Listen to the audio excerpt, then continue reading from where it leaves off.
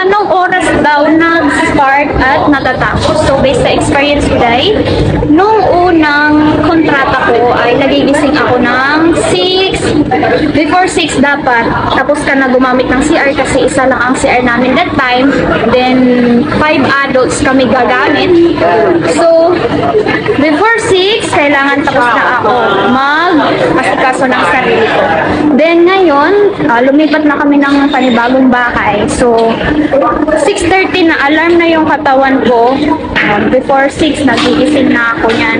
Then, 6:30 na ako natayo. Minsan, 6:45 na. Yan. Siyempre, may sungay na tayo. Medyo matagal na. So, hindi naman sila nagagalit. Hindi naman nila ako sinisita. So, tinutuloy-tuloy ko na lang. So, ang pinakamatagal kong oras na natatapos ako ay 10:30. Ayan. Depende sa galaw.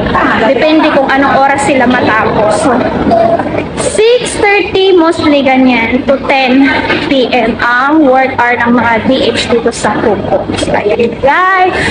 Kung nagustuhan mo ang video na to, reels pala. Like and share na yan.